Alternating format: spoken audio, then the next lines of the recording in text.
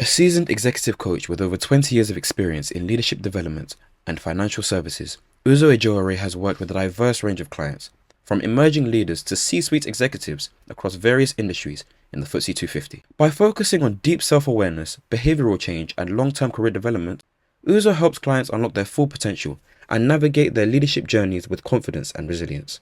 As the founder and managing director at Augment Results and Women Build Wealth, her financial empowerment initiative, Uzo's central objective is always to educate, empower, and inspire. Over the past few years, she has carved out a distinctive niche in equality, diversity, and inclusion-focused training and coaching. Her journey began when she observed the stark disparities in progress and opportunities between top BME professionals and their peers. These observations inspired her to create several coaching programs specifically to support Black and brown professionals in corporate spaces, as well as launch WBW, a platform dedicated to empowering women globally. Through WBW, she equips women with the knowledge and tools to achieve financial independence and create generational wealth, fostering a brighter and more equitable future for all. WBW now boasts a thriving community of nearly 4,000 members and is continually expanding. Over the next year, our goal is to forge partnerships with large organizations that can support our mission, enabling us to reach and empower even more women worldwide. Check out our blogs and resources on www.womenbuildwealth.org and visit www.augmentresults.com if you are seeking an organization that provides seasoned, certified coaching professionals with a lived experience that matches yours. Thank you for your continued support. Now let's get into today's webinar. Now, before we crack on and get all deep and meaningful, I just wanted to do something fun. And so before we dive into your expertise, could you share a distinctive trait about yourself that those closest to you would recognize? I mean, I know you very well. Yes. Well, I am that one person that says what everyone's thinking, but are too polite to say it out loud. So it gets me into trouble and it gets me out of trouble. But yes, that person. Yes. So Yes. essentially, no filter is what you're saying. Absolutely. Yes, that's absolutely what I'm saying. Yes. In the nicest possible way. In the nicest We got possible no way. filter, girl. And I can Yes. attest to that. She's got no filter at all. All right. Brilliant. Thanks. I just wanted to start on a bit of levity. So listen, there's a lot to unpack, and I thought the best way to do that today would be to be systematic about it. Okay. So I wanted you to start off by just talking about what the difference between perimenopause and menopause is. Okay. Absolutely. Okay, so perimenopause is the period before the menopause. So the time before your periods actually stop, when your hormone levels have started declining and your body has now noticed that your hormone levels have started declining. So you're getting menopausal symptoms, even though you're still having periods. And this period that perimenopause stage can go up to 10 years before your periods actually stop completely. And it can be a very, very challenging time in a woman's life because you're so confused, because your periods are there, but you feel awful. I call it the zone of chaos, or the what the heck is going on zone, because you are just not, something is wrong, but you cannot put your finger on it. And it's very, that's when a lot of women feel like they're losing their minds. And then the menopause, actually menopause is one day in your life when your ovaries decide that is it, job done, pack up shop, I am not doing this anymore, and just close the shop, and that's it. And then your periods stop. Yes, your periods stop completely. But clinically, it is defined as 12 months after your last period. So when you haven't had a period for 12 months. So technically it's a retrospective diagnosis, menopause. And so yes, so that's the main difference. The perimenopause is the journey when you're transitioning into the menopause. And it varies from woman to woman. Well, in different ethnicities when you actually do enter your menopause. So women of color, so Black we'll women. Talk about that later. I want to stop you because we'll talk about that later. Just sure. Structure, right? So great. I wanted us to, so for the guests that are here, if you aren't expecting this menopause or perimenopausal talk, you can exit the room, right? That's what we're here for today. So just making sure, checking that you're in the right place. So before we go forward, right, I want you to kind of just contextualize things. What is it that why are you so passionate about this subject? So the thing is, every woman who she lives long enough will go through the menopause. And most of us are unprepared for what's coming our way. I was. And when it happened to me, even though I'm a healthcare professional and I know about the menopause, but I was shocked as to what happened, what started happening to me. I put on 10 kilos in a year. I could not sleep because my sleep pattern was all over the place. I was hot all the time and I had night sweats where I would soak through the bed. I just I would go downstairs to the kitchen and forget why I went there. And then I would have to retrace my steps. So all these scary things, odd things were happening. And I didn't know what it was. I actually went to my doctor and he did a blood test and he goes, "Oh, your blood test is normal. So I think you're fine." So if that even made things worse, Yeah. because I thought, oh my God. So I was convinced I was dying or something because All the I tickets just are could not probably used. explain. Yes, I just couldn't explain what it was. Then I started doing my own research and then I thought, oh my goodness. I didn't even know there was a thing called perimenopause because we're not taught this in school. Yeah. Even doctors are not taught it. We just the menopause is when the period stop and that's it, job done, you know. So and the woman might put on some weight and maybe she'll have some hot flushes and some night sweats, but that's it. Just know that and that's it, go away. Yeah. So I was very, very surprised. It took me by surprise when it happened. And I believe my journey started when I was around. So at the moment, okay, I'm 21, but my parents would say that I'm 44. But I'm still too. We're Yes. still having conversations Amen. about that. Mhm. So my journey, I think my journey actually, in hindsight, my journey actually started when I was 35 Oh, wow. because I noticed that my periods had started changing in nature. They were much shorter Mm. and they were more erratic. And I thought, but I spoke to my GP again at the time, and she goes, "No, it's fine. It's normal for your periods to be different as you get older."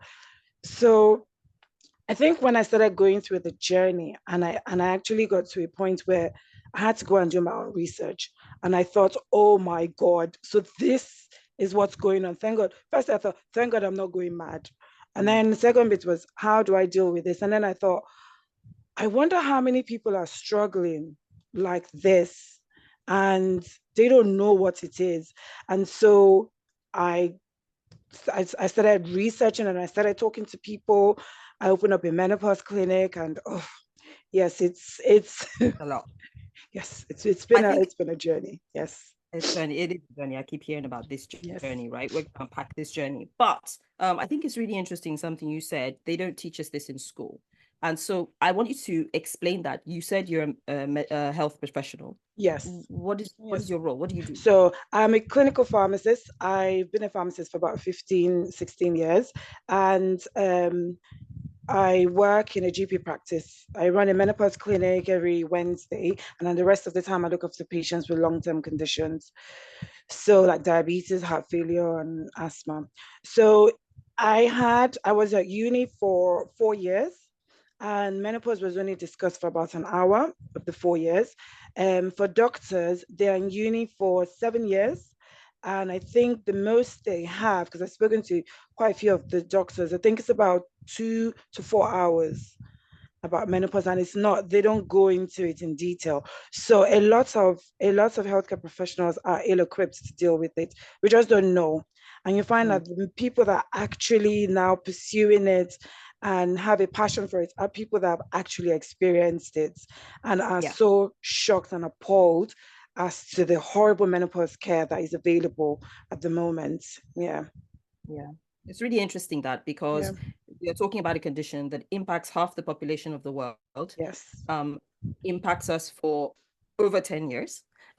And for people that start earlier than the norm of the 40s and 50s, even longer than that. And yet only an hour to 3 hours is dedicated to enlightening the healthcare professionals about this. So Mhm. that is, I think, the most scary statistic of all. And I thank you for the work that you are doing. But I encourage everyone to start to kind of raise their own awareness and their own understanding about the subject. I remember a couple of years ago now, I read this amazing book all around the menopause and one of the symptoms that it can cause. And it blew my mind. I literally didn't sleep that night because I thought, can you imagine if this happened to me?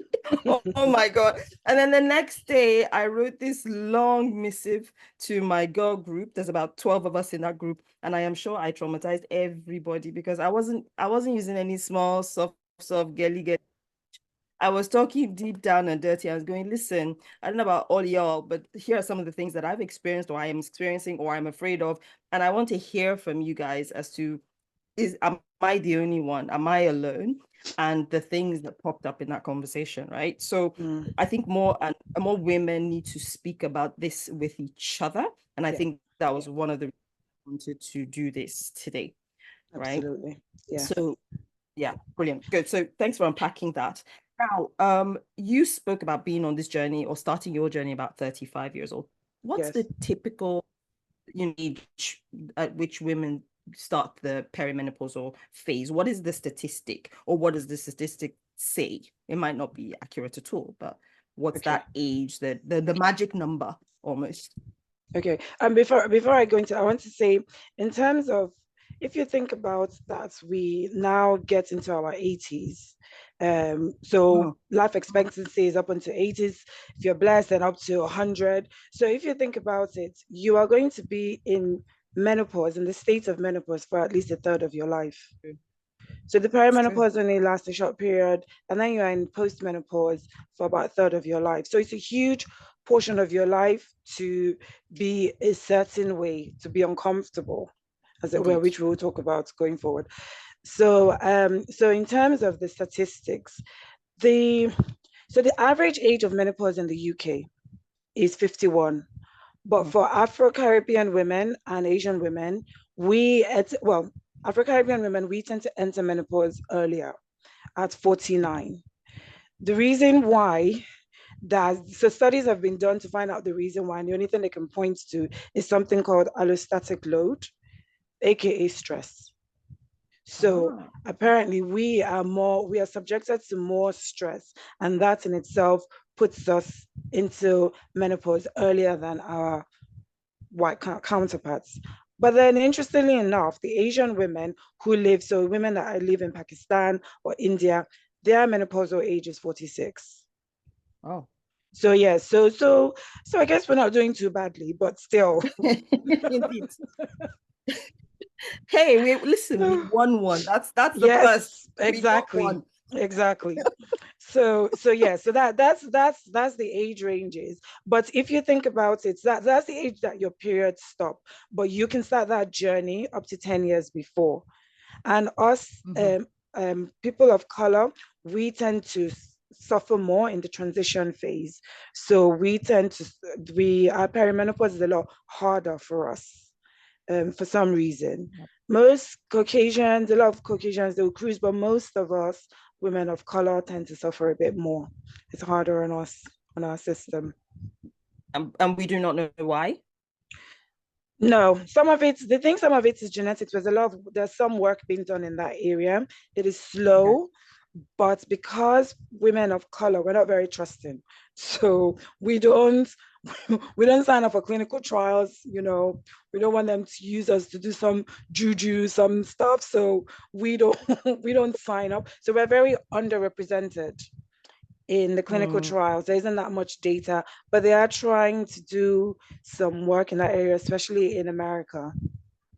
I like the fact that you kind of touched on cultural, societal perspectives of the menopause. I know that I don't think my mom ever mentioned, my mom is still alive, thank God, but I don't think she ever really talked to me about the menopause.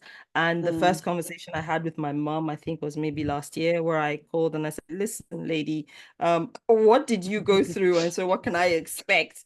And honestly, I swear, this woman had no clue. And my mother is a midwife, or was a midwife when she was still in her career. She was just like, nothing happened. I go, that's not possible. Something must have happened to you. They didn't notice it. So what are some of the common myths or misconceptions about menopause that we can maybe hopefully bunk today, but that are linked to our societal or cultural perspectives? What are some of the things we think about? So I think people of color, we have a very positive outlook when it comes to menopause.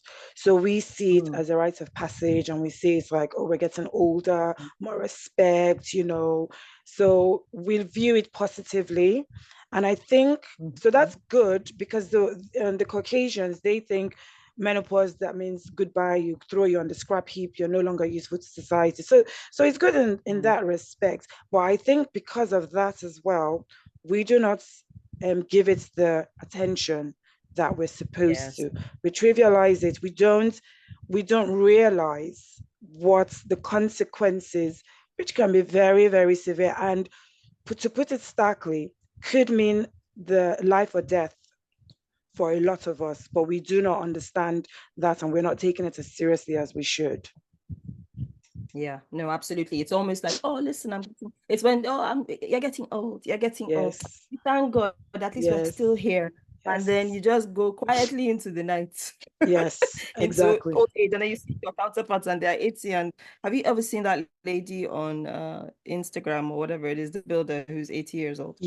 And I Yes, was the lady, and I'm like, this is insane. I don't understand this. yes, What are you talking? Yeah, she's like, yeah, I'm old. I probably am in menopause, or definitely I'm in menopause. Doesn't mean that that has to end. You know, my vitality needing to put away in a cupboard somewhere, right? It can absolutely, continue. That's absolutely. really interesting. That's interesting, societal, cultural perspective right Yep. there. Okay, great. I had a thought. So we've spoken about things like night sweats. I think most Yes, people know about night sweats. Um, yes, I think, of course, we know that your period stopping, that's or starting to ebb away over a period yes. of time. That's one of the symptoms. What are some other symptoms? I like that question. There are many and they are still being discovered. Oh. So there are over 70 categories of What menopausal did you, sorry, symptoms. sorry, what did you Over say? seven, over 70. Seven There are zero. 70. There are quite a few, and they're still discovering some. So the main ones are hot flushes and night sweats. And the only reason why those are the main ones is because you cannot attribute it to anything else. Mm, So unless the person has a fever and they're dying, mm. you can't attribute. There's no reason why you should be hot flushing or have night sweats. So, but there is aches and pains. So your joints ache. You put on weight, especially in the midsection. There is frozen shoulder. There is What's a frozen indigestion. shoulder? I've always heard that. I don't know what's a Yes. frozen shoulder. What's that? Frozen shoulder is when it's exactly as it sounds, where you're not able to rotate your shoulder. It's just stuck. Wow. You can't put your arms up, you can't put your arms to the side, it's just stuck. So with that, you can't just ignore that. There's no amount of rubbing or praying that's going to get you. Need to it's physiotherapy. You have to sort of do some work. It does get better, but you have to put the work in. There is vaginal dryness, recurrent urinary tract infection, incontinence where you just need to go pee very, very quickly. Dry eyes, dry skin, dry mouth. There are quite a few. There's hair loss. There is thinning, thinning of the hair. You can get male pattern baldness. Wow. There are a whole host of um of symptoms, quite a few different ones. I did every time you look online, there is a new one added. Every time you look on the house, there's a new one that's been added. So there are quite a few different symptoms, and the way that it presents will be different from person to person. Not everyone will experience all of it. Mm, Some will experience none. Some will experience a multitude of them. Some will just experience one, and then it doesn't affect. It doesn't have a profound effect on everyone's life. mm. So you could some people are quite fine with their hot flushes. They just think, oh, I only flush a little bit and then I'm fine. But it varies from person to person. Yeah, I put on the screen this lovely little Oh, graphic that you yes. shared with me, which I thought was really good because I Yeah. think a lot of people do attribute things like brain fog to Yes. the menopause, when we get to a certain age. So we know about these. The dry eyes and dry mouth, I had no clue about that. Yes.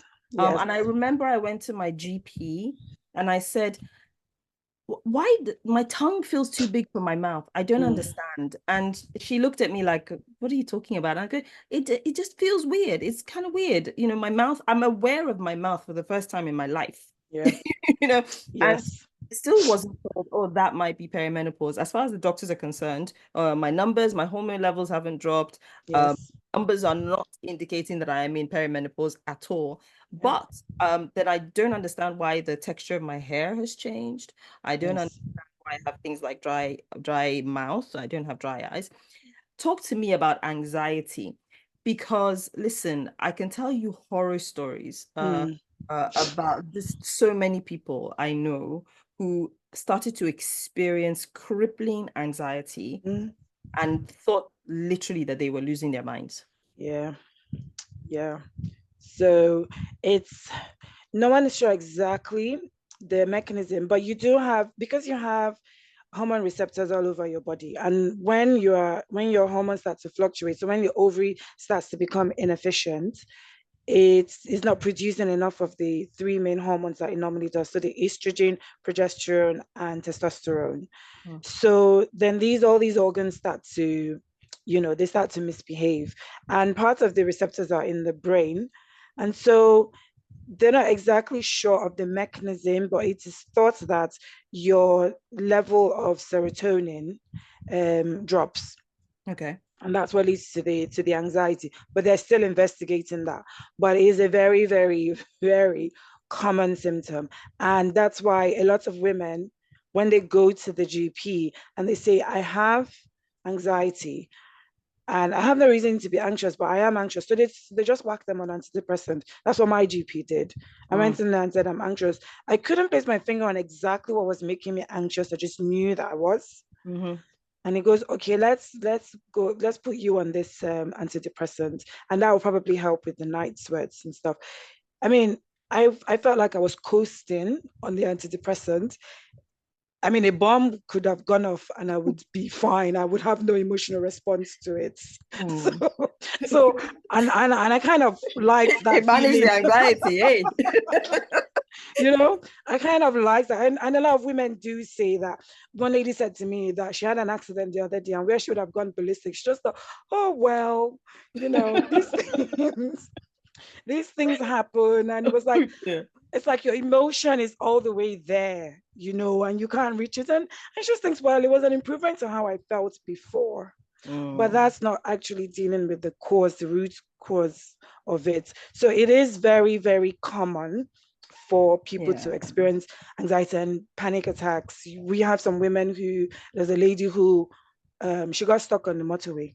She got onto the motorway and she had a panic attack there. So she had to go on the hard shoulder, and her husband had to come.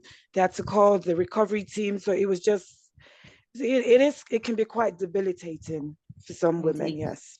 Indeed. And you hear stories and we laugh, but honestly, it can be very, very, very serious, right? Yes. And the interesting thing about the first thought I thought about when you said about the antidepressants, I thought, great, let's go and add to the weight gain. How about that? Yes. Yeah, just Yes. thanks.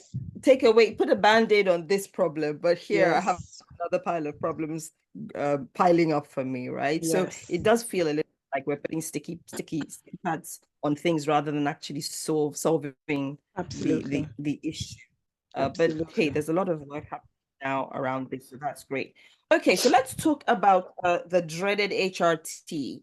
So for Right. anyone who doesn't know, HRT stands for hormone replacement therapy. Yeah. Take it away, Emma. Explain what it is, and then let's talk about why so many women are reticent about getting on it. Oh, great. So I love this question. So HRT's got hormone replacement therapy, as you rightly said. So it is essentially just replacing the hormone that your body has stopped producing to try and get you back to the level that you were at.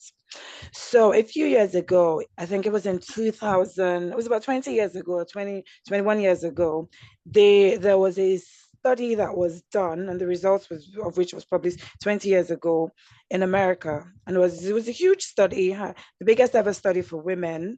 And it came out and the heading was HRT causes breast cancer. Mm. And so overnight, people just stopped using the HRT, and they were doing fine on it previously. And this study is called the Women's Health Initiative. It was looking at whether HRT was beneficial in reducing the cardiovascular disease. So the age range of the women that they were looking at was about 63, 62. So they gave them all HRT. If they had a womb, then they gave them combined HRT, which is estrogen and progesterone. If they didn't have a womb for whatever reason, so they've had a hysterectomy, then they gave them just the estrogen. So they found that in the arm that had the estrogen and the progesterone, they had an increased risk of breast cancer. And then they thought, okay, no, this, we need to stop in these people. Although the estrogen only arm kept on going. So they now came out and they put out a press conference at a hotel and said HRT causes breast cancer.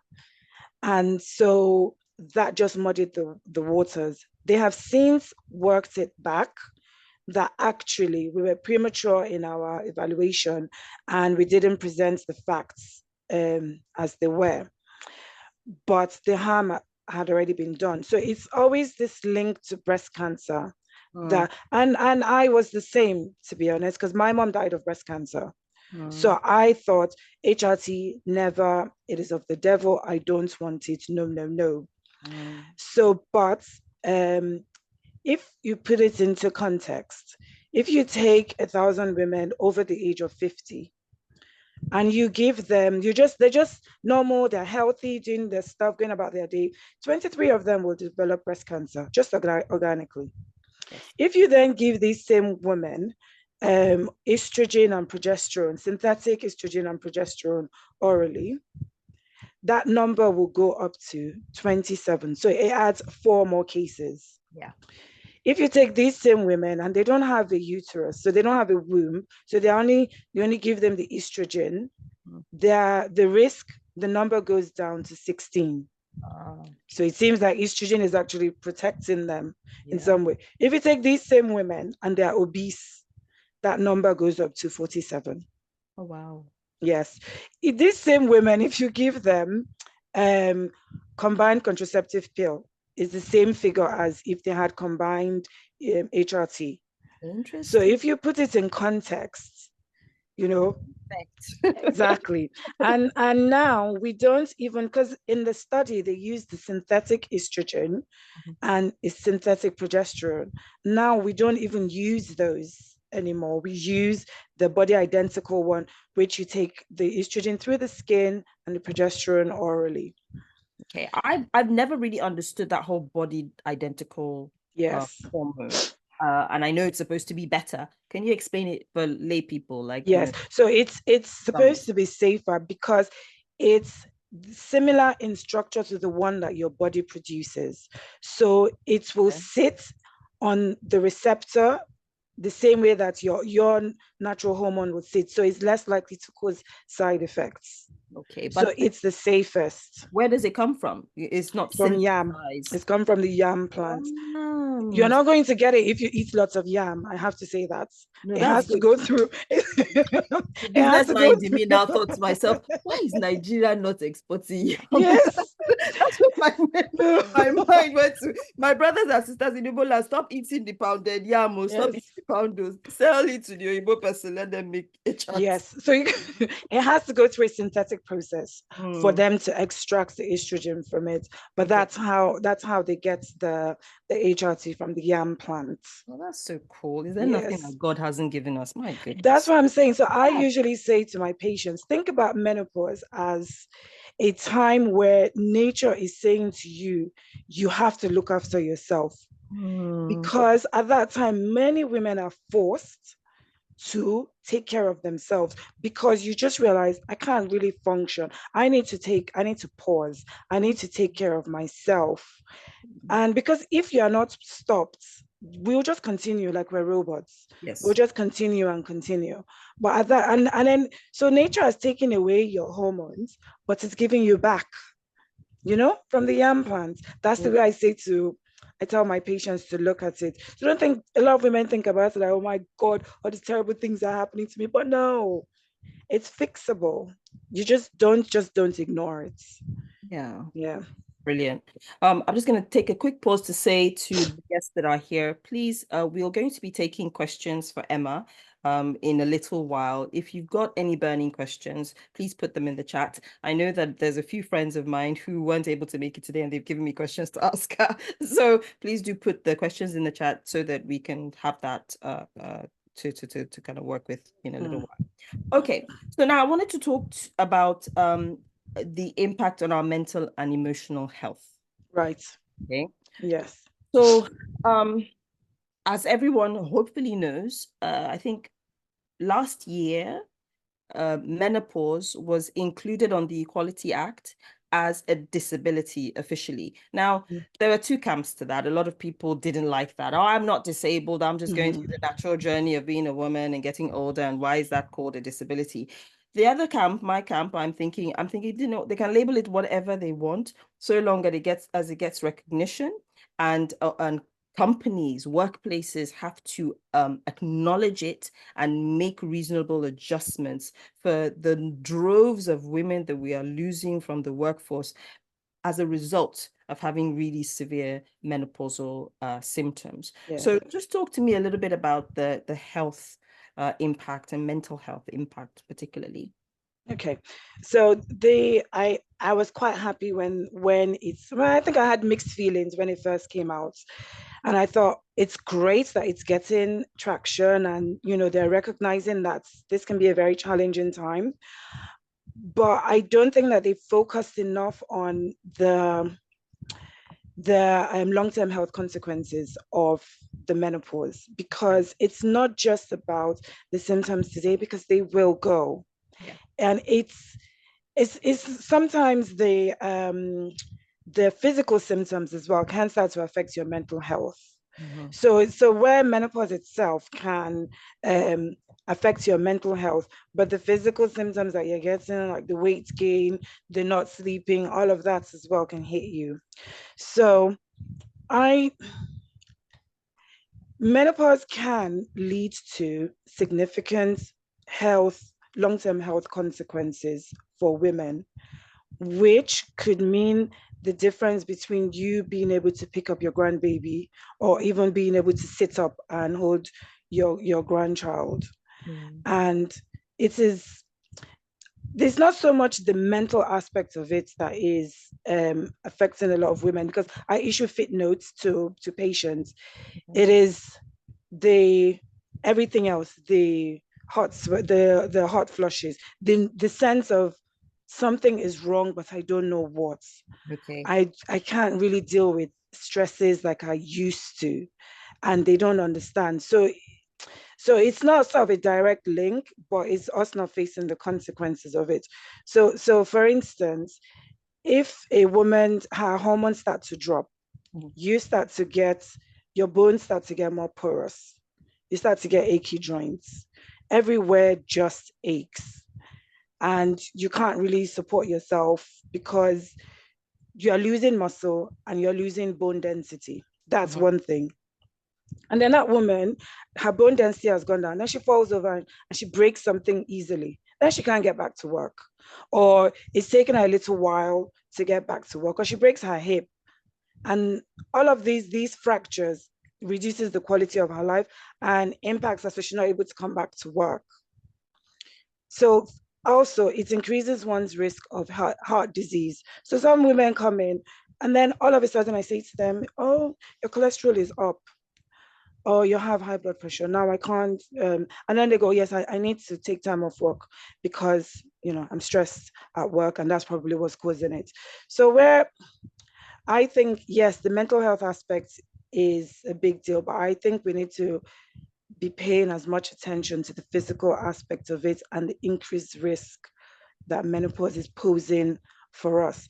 Because as your hormones start to drop, your risk of developing type 2 diabetes increases. Your risk of developing heart disease increases exponentially. Your risk of getting osteoporosis increases. Your risk of dementia increases if you do not start doing something about it now. Yeah, So yeah, as I listen to you, that's really interesting. As I listen to you, I'm actually kind of almost putting them into a cycle, because I think there's that element of um I don't know what's going on with me.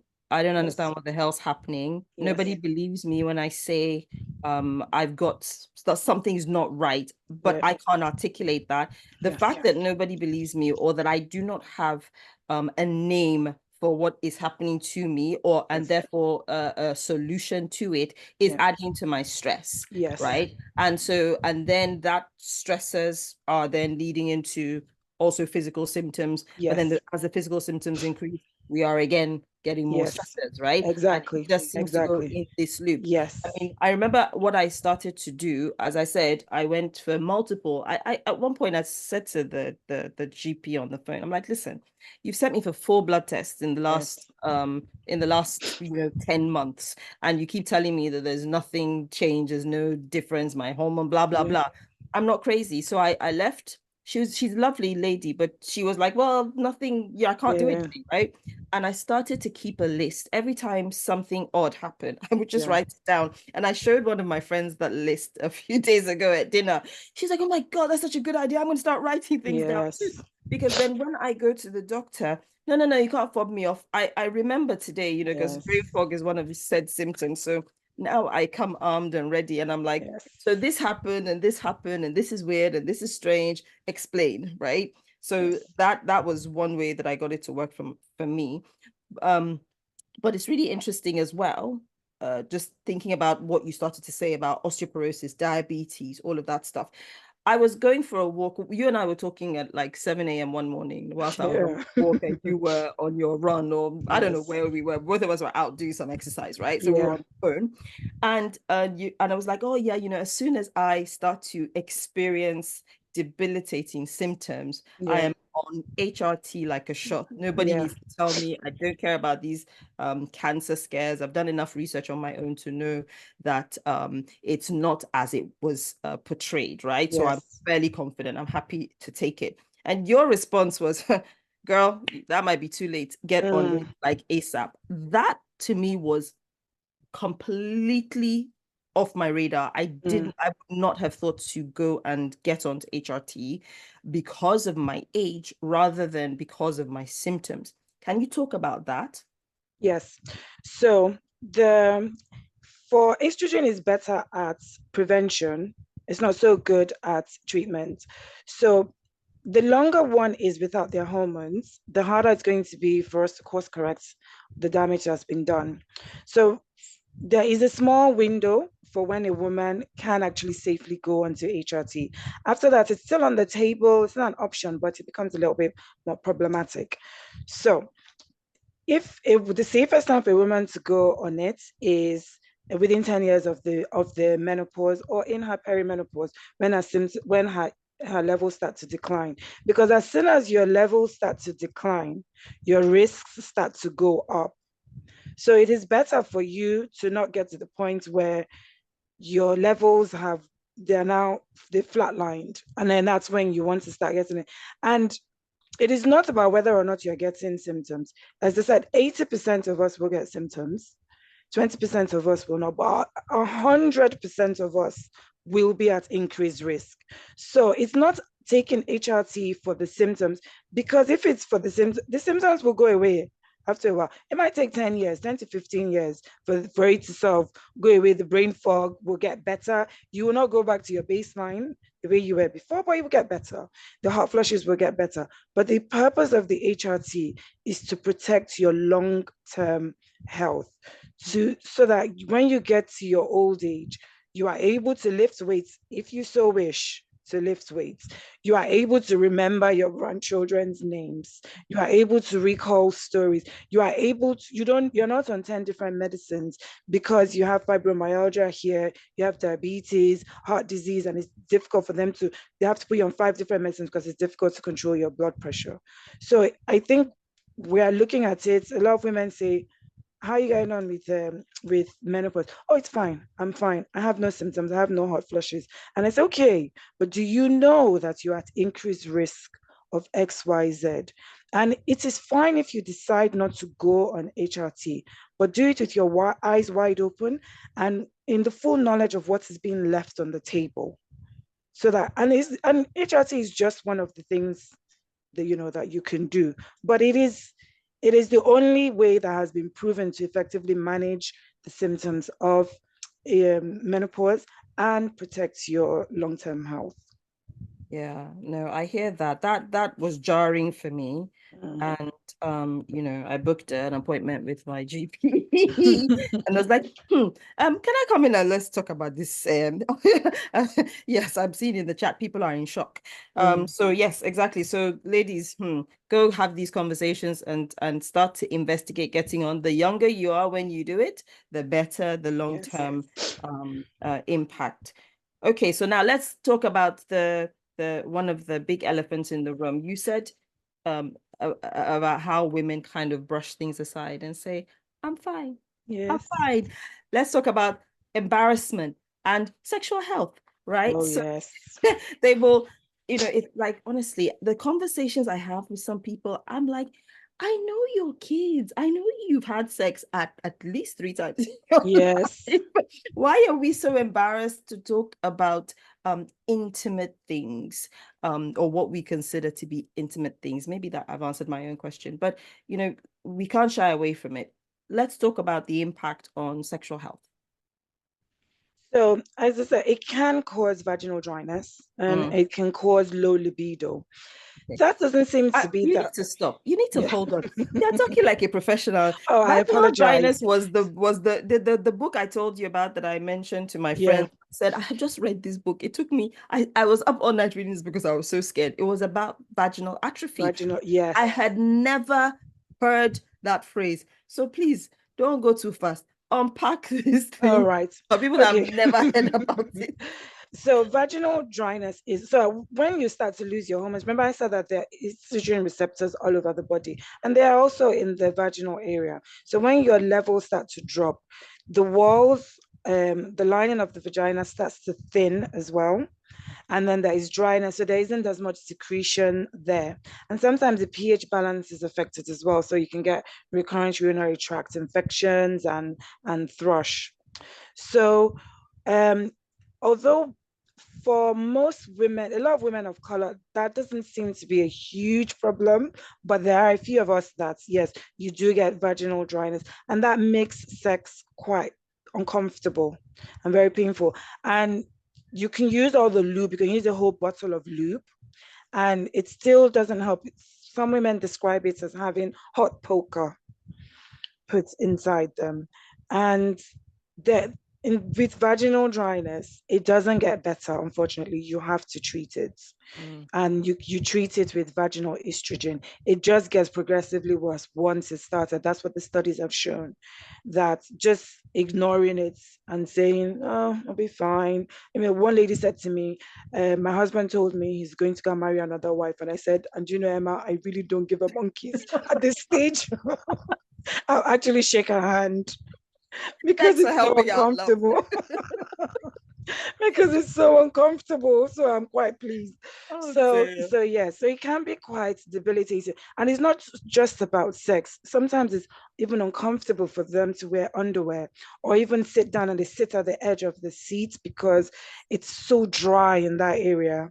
That's So what the yeah, lady in the book was. That's the bit that scared me. The lady in yeah, the book, she couldn't sit down. yeah, She used to be a lady who rode horses. She couldn't seat a horse. yeah, She couldn't sit, and she'd be lying down. She had this trick of putting tin cans in the freezer, yeah, and they were cold, and then she would put them on her vagina when she yes, sat down. I mean, that thing blew my mind as I was reading that book. Nightmares, nightmares. I was thinking, what? I've never heard yes, about this, and this can happen to a person. Are you yes, kidding? yeah, So yes, listen, if you are experiencing any of these symptoms, just perk your ears up. We're going to be yeah. talking about Emma's menopause toolkit in a minute. Before we move on from sexual health, I think I read somewhere that ladies or women who have gone through natural childbirth are less likely to develop vaginal atrophy than women who've had C-sections.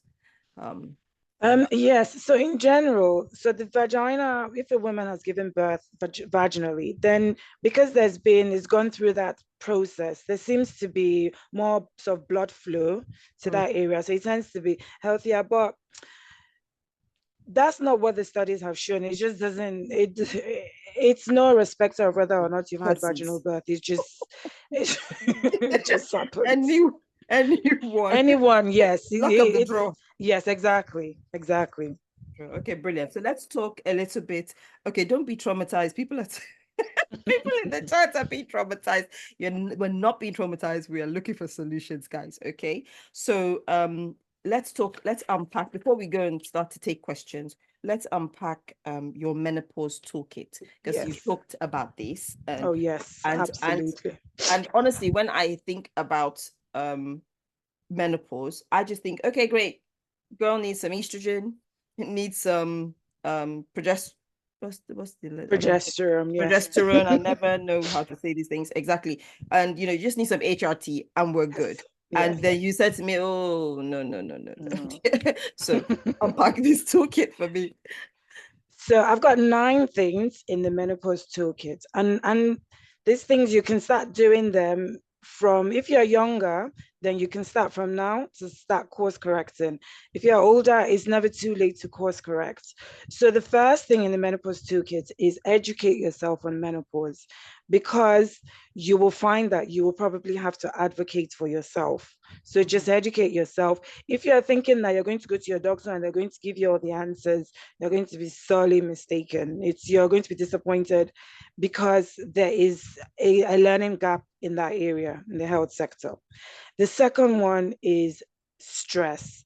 You need to find your give a monkey's button, and you need to turn that baby off, because you need to de-stress, because even just being stressed increases your risk of getting bad fats in your body. So distress, distress. My anthem now is I'm Unavailable by Davido. I set some people's phone numbers to I'm unavailable. Yeah, because I'm not going to stress myself. I'm on holiday, I'm unavailable. The third one is sleep. You need to prioritize your sleep. Make sure your room is comfortable. Practice sleep hygiene to get enough sleep. Fourth one What's is enough sleep diet. before I'm At enough least sleep? 7 hours. At least Okay. 7 hours of sleep you have to be getting at the very least. Because even reduced number of hours of sleep increases your risk of dementia. So Mm. that's what the studies have shown. Yeah. Um, Five is Oh, exercise. No, there's five. So education, stress, sleep, diet. sorry. Five, education. So exercise. You need to exercise to be strong rather than small. So this means weights, isometric exercises, doing your squats, doing weight bearing exercises, because this will help you build muscle, and these muscles will support your bones, so support your frame going forward. The sixth one is supplements. Beware of, there's something we call menowashing. Menowashing is when they slap on menopause on a supplement and they increase the price, because this is going to solve all your problems. You don't need any of that. If you want to supplement vitamin D, make sure you have enough vitamin D. Another thing that you could supplement if you're not getting enough from your diet is fiber. You need to make sure you're getting at least 30 grams of fiber a day. This is because estrogen, so your menopause can affect the way your body reacts with food, because it affects your gut microbes. That's a whole other story. Oh, listen, That's a whole other area. I watched a documentary about that recently. It is fascinating and fantastic. Yes, So with the yes. fiber, the 30 grams a day, that's like 2 Weetabix or like a cup of oats, right? Or no? A cup of oats, yes, but mostly eat fruits and veg, but a Okay. variety. Not Okay. just I'm going to have apple, coconut, banana today. I have it. So I think the best way to do is write a list of all of the fruits and veg that you know, Mm-hmm. and then each day eat a different set to give Mm. you variety, but it's mostly from fruits and veg. I personally found it difficult to maintain eating different fruits every day, because I'm busy. So I take a supplement. I take a fiber supplement, and I find out I'm coasting now in terms of the digestion part. Oh, wonderful. You're going to have to give me the name of that and we'll include it. Sure. The eighth one is pharmacology, which is the HRT. So as I said, HRT is just one. Yeah, and it's way at the bottom there. And then the last one, and arguably the most important, is listen to your body, because your body is changing. Listen to, so what it used to be good with before, it may not be good with now. Don't try, oh my God, I ate this bowl of rice and I was fine with it, but then I got lots of diarrhea. And so you go and take Imodium and then you still eat bowl of rice again tomorrow. Listen to what your body is saying. Your body is saying, I don't like this bowl of rice. Maybe next time eat half a bowl, or maybe just give up rice altogether, or maybe just eat rice once a month because I'm not dealing with it very well. And this happens to me. I am now unable to eat spaghetti because I was eating spaghetti a lot. I eat spaghetti and I would spend the night in the toilet. So then my solution was to buy some Pepto-Bismol and drink some Pepto-Bismol after eating my spaghetti. And I was just in this cycle. So I just thought, you know what? I'm going to listen to my body. It's telling me I don't like spaghetti. So I give it a miss. And even if I eat it, I just eat a tiny bit. I eat like maybe 3 forkfuls, and then the rest of it is fruit and veg. But you have to listen to your body and be compassionate with yourself. Yeah. Thank you. And yes, I wanted to ask a follow-up question about the tool. Sure. The diet bit, right? So yes, we are all, human beings. We hear the word diet, and all of a sudden, somebody's thinking, "Oh, Ozempic, I need to lose weight." What do you mean when you say diet? What is the menopause friendly diet? Just healthy stuff, more healthy stuff. So I wouldn't say go on a diet because they don't usually work. It's just adopting a healthy lifestyle. Plenty of fruits and veg, loads and loads of fruits and veg, and less carbs. If you are going to eat carbs, make sure it's no bigger than your fist. That means that pounded yam, when you make it, you need to check whether it is the size, of your fist. If you're taking a plate of rice, just size of your fist, and then decorate it with fruits and veg, or just put lots of vegetables, and maybe get into the habit of having dessert. So a good dessert would be yogurt because it's fermented. So foods that have been processed by nature is fine. But ultra processed food, give them a wide berth. Your body does not like those. It's never liked those, but especially so when you are in the menopause. Stay away from processed food. Try and cook from scratch if you can.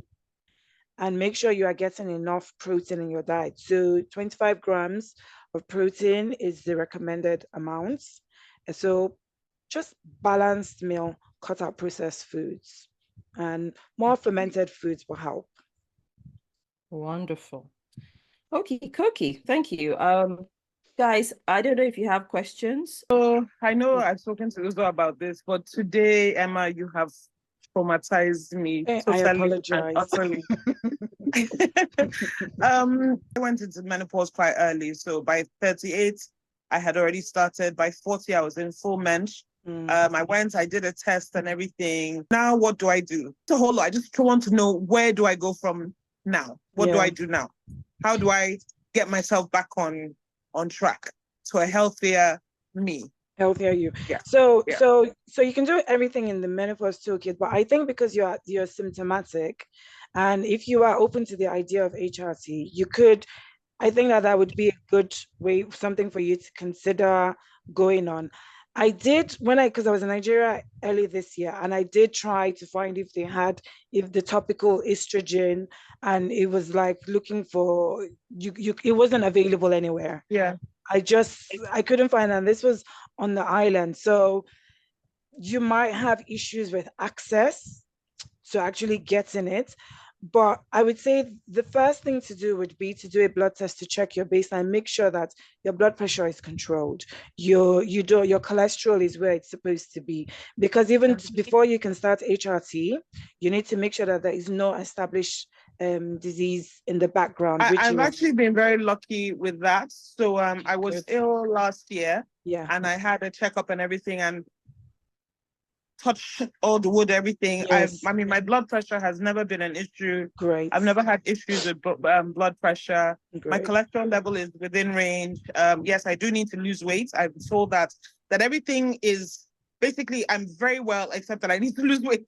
Yes. You know, but because of, That's fine. I'm quite, there are not a lot of things that I eat that are, you know, so, I mean, as much as I, you know, I don't eat a lot of bad things like that. Yeah. Yeah. And because I've had more good habits than bad habits, I think my body has been able to balance out. Yes. But I think now I've gotten to a place where I'm at home. I'm not doing much at the moment. So yeah, it's important to know these things. Yeah.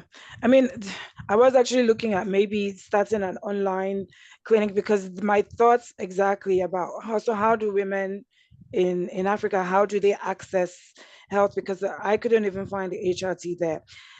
If you can find it, if you can find HRT out there, I'm not sure if you can find a doctor out there who is comfortable prescribing HRT or looking after you whilst you're on it.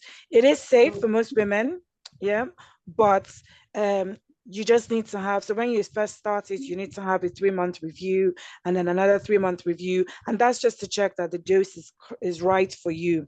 So I think it's amazing that you have lasted as long as you have, and you're still talking, you're still sane, because I was only in it for a few weeks, and I'm not even in menopause yet. I'm still in perimenopause, and I was going mad. So I really commend you. That's basically, you haven't lost your rag, because I haven't lost your mind from it. So I think Uzo knows I'm very vocal, and I shout for help when I need it. So yeah, I don't play with those things. Yeah. So I think, yes, I think the main issue for you would be actually getting your hands on the HRT. That would be the main issue. But I wouldn't have, so if you came to my clinic, I wouldn't have a problem putting you on HRT if your blood work and your blood pressure came back and everything was fine. The weight is not so much of an issue. You might start to, because the menopause could be contributing to your weight gain. So hopefully, if we put you on the HRT, then, and you start to feel more like yourself, then that will help you, on your journey to losing weight. But I think the main thing would be, yes, to have the access to it. I am looking to see if I did try to find a gynecologist in Nigeria who was comfortable with menopause, but no. I actually have a gynecologist. One of my cousins is actually one of the top gynecologists in England and in Nigeria. I'll give you her details. Her name is Dr. Bosede Afolabi. And she actually was the one who advised me to go on HRT. Yes. But at that time I went home and spoke to family, and they were like, nope, don't do it. So I should have listened. Yes. But you know how family can sometimes, but now that you've said it, I will call her and I will ask her, and I will let Uzo know what she says for people in Nigeria, because I know she told me that she would be able to monitor me while I was on HRT. Absolutely. So I will go back to her and speak to her. Thank you so much. I want to say, if you are going to get HRT, please make sure you get the body identical one, which is estrogen through the skin and microionized progesterone. Those are the safest. Okay. So it has to be estrogen through the skin and the oral progesterone, which is brand name utrogeston. Those are the safest ones. And because if you take oral estrogen, it increases your risk of getting blood clots. So you have to be careful. And I would say do it as soon as possible, because, as I said, within 10 years of the menopause is the safest. To start. Anytime after that, then it can become problematic. Brilliant. Thank you, Obafemi, for the question. Now, before I ask for another person to ask a question, if they've got one, I had a question. So as I said, I was having this conversation with some friends, and we're speaking about her mother, who happens to be in her 60s, 67 years old. And my friend is in her 40s, right? So her mom's was a relatively young mother. But she's, she had to have I think a hysterectomy in her 30s. She's never been on any HRT Sorry, if Brilliant. you're on, can you mute yourself, please? If you're not muted, yeah. So she has never been on any HRT. Okay, so the question we asked, or that was asked of me, was, is it too late?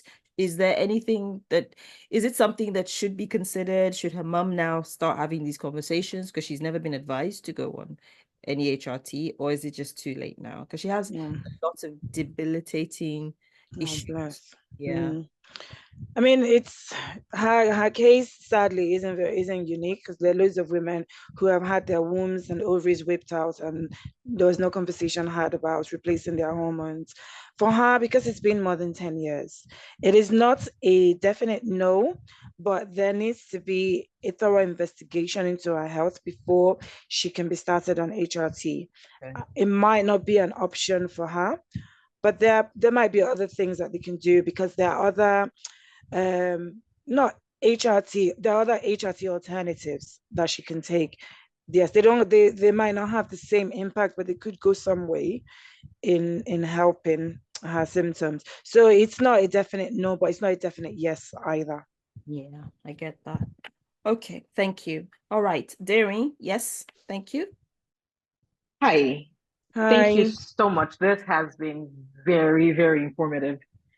So my thing, what I need some clarity on, thank you for that frozen shoulder. That frozen shoulder has bugged me for years, and no one has even made the connection. And I don't even think even in my research, I don't think I've ever found any such connection. So that is very freeing, amongst other things.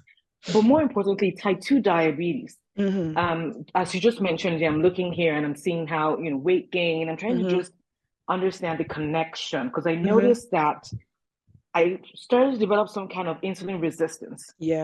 Right around when all of this started. So please, can you just tell me more? Is it reversible? Does it become permanent? Is it a real issue? Is it something I'll just pass with regulating hormones? Yeah, for sure. So type 2 diabetes is reversible, 100% reversible. It does take some work, but you can reverse it. So most of the times we see increase in risk of type 2 diabetes because when you enter into menopause or your hormones start to dip, it increases your risk of carrying more fat in the midsection. And increased fat in the midsection means, that's the bad fat. So that's what we call visceral fat. And it's the fat that is around your organs. And that fat in itself is like an organ, and it releases certain chemicals. So it increases one's risk of stroke, it increases one's risk of cancers, but significantly, it increases your insulin resistance. So it's like, it can be reversed. You just need exercise and diet. Are you currently on HRT? No, not even. No. So the reason for that, I'm one of those that fell for the myth of increasing the risks of cancer. Risk of cancer, yes. And just because of some familial cancers, I just, I'm just like, I don't even want to hear it. Was not an option. But it's nice to know that the body identical ones, I'm looking at my notes, may be an option. Yes. Yeah. Okay. So even without HRT, you can reverse your type 2 diabetes, because I don't even have it. I don't even have type 2. Okay, that's good. So yeah, but you're just worried about insulin resistance. Things are, I mean, so if things are not checked, obviously it's going to go in that direction. So I'm trying for it not to get there. Yeah. Exercise, and diet.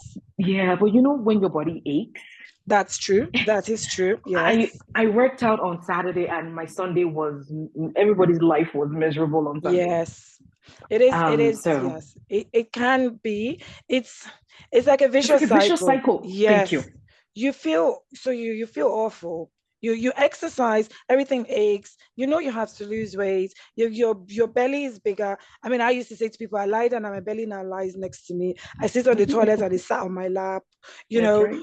And then I exercise because I need to lose weight, and then I just ache all over, and then I can't be bothered the next day because I'm just aching, and then I'm cross because I'm achy. I can't exercise and I feel fat.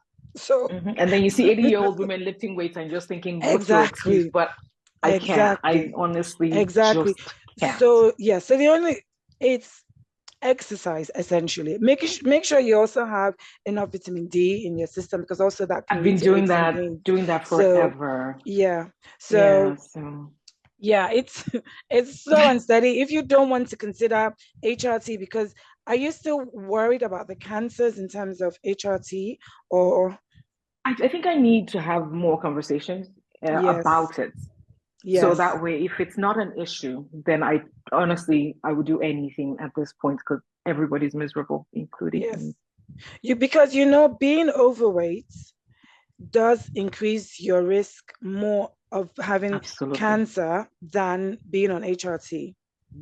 So, as I said, if someone's obese, the risk of, so in my analogy about the 1,000 women, if they were obese, then the number, rather than 23, would be 47. So that increases your risk significantly of getting and a woman is more likely to die from heart disease and related stuff than she is to die from cancer. So it's making sure that you have it, putting it in context. For me, I was exactly like you, where I thought, because my mom had breast cancer, but I got to the stage where I was exercising like a crazy person. Even though I was aching, I was still exercising. I was miserable, but I was still exercising. I went to the GP and I did my blood test. My cholesterol, they said your cholesterol is raised, was about 5.6. I thought, okay, I'm going to turbocharge my exercise and I'm going to turbocharge my diet. I did all of that for 6 months. Went back. They told me my cholesterol had gone up to 7.8. That's it. I thought to myself, oh my God, at this rate, I am going to end up with a heart attack if I'm not careful. So I had to weigh up I thought, okay, I am more likely to die from heart disease than I am to die from breast cancer. My weight is getting out of control. I have night sweats and hot flushes. I cannot sleep. I'm so stressed out. So I had to weigh it. And you have to make that decision for yourself and decide what is important to you. I have patients who are breast cancer survivors, and they've said, I want to go on HRT. I know the risks, but my life is awful. The quality of my life is just awful. Yeah. And there's no point. I would rather go on HRT, and I'm going into it with my eyes wide open. So you need to have, I think you need to have a come to Jesus moment with yourself. Have a conversation with yourself and decide what are the pros and cons. And it's maybe if you are on the HRT, it does tend to reduce your risk significantly for all these other long-term conditions, which are more likely to happen than the cancer. Right. Yeah. I hope that answers your question. Thank you. It does. Thank you. I appreciate everything. I just wanted to add in my 2 cents around the exercise bit. One of the 9 things in Emma's toolkit is listen to your body. And I think there's a silent be kind to yourself. Women, we tend to, okay, I'm going to go on this exercise. You heard she was exercising like a crazy person. I found, I mean, I was like, I'm gonna do this, and then I would go out all out one day, and then I wouldn't be able to move for 2 weeks. So I was like, girl, this one is not working. I didn't even do anything serious. I walked on Saturday for a long time. Good. Just thinking, let me push it. No, Sunday I was dead. Like I was, and that's what I was gonna say. Walking is great. Walking is great because I mean I can't run. My family, we have I used to run a lot, but my knees started to kind of just go crazy, and we have a lot of knee replacements in my family. I'm like, yeah, I'll give that one a rest. So I just started to walk, right? But walking is great exercise. Don't do too much. Just a gentle walk, honestly, is as well, of course, it's not as great as walking briskly, but it's better than nothing, right? So I would say just take it easy, take it slowly. And as things start to improve, you will find you will lose weight. I was surprised about how much weight I lost. I gained all the way back after that. But I stopped walking. But just walking, and my appetite was better. My mood changed. That was the thing for me. I started walking because of my anxiety. I just thought I need to get out. I feel like I'm crawling out, my skin is crawling. I need to do something. And I would go out. I started walking in winter. I know people used to look at me like, what on earth? Snow, cold, rain. I loved it. I was like, breathe in, I'm alive, be present. But it started off as just a short walk. And then I progressed. I do 6K every morning, right? So just walk, but just listen to your body, like she said. And absolutely. Good luck with all of that. And thank you so Thank much you. for being Thank you. I so appreciate you both vulnerable. very much. Thank you. Thanks. Okay, guys, any more questions for the lovely Emma? I don't see any show of hands. And I don't see anything in the chat. Okie dokie. All right. I think we've come to a natural end. Can I make a quick comment, Rizal? Of course, please do. Sorry, I was gonna say, when you were talking about the exercises, one of the things during lockdown that I did was also I wrote it gentle. Some people call it soft living, but it's not soft living as in enjoyment, but it's like a mental wellness, soft exercises. So even like the weight training and everything is in tune with you. So as you said about listening to your body, I knew, I mean, now I'm not exercising as much, but I know during lockdown that was like my optimal time where it was like I would take gentle walks.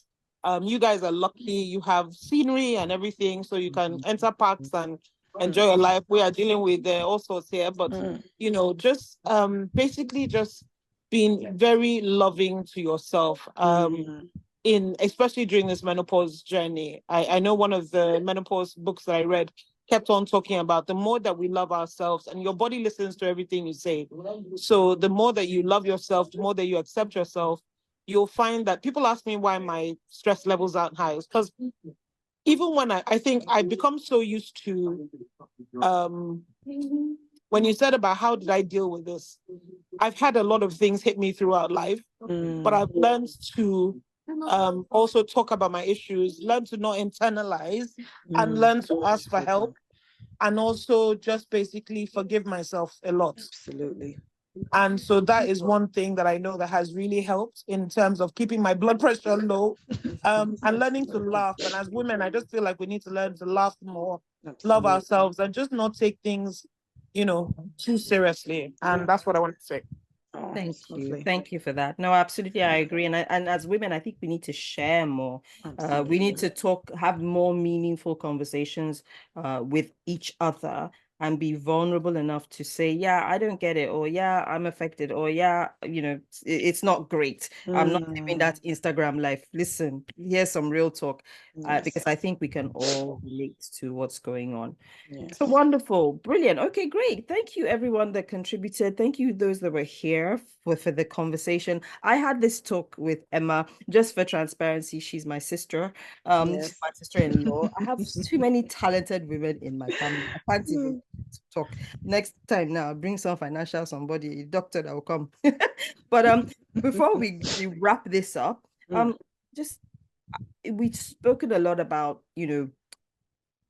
just being kind, being on your own journey. I think that's how I would summarize it, right? That each of us, even though we are going through this experience, we are each individually on our own journey. And it's absolutely cool and actually essential for us to kind of stay in our lane, and be observant of yourself, kind of be a student of yourself, right, on this journey. And to do that, we have to stay encouraged. We have to stay motivated because it's hard work, right? We are juggling all manner of things as women. There's just so much happening.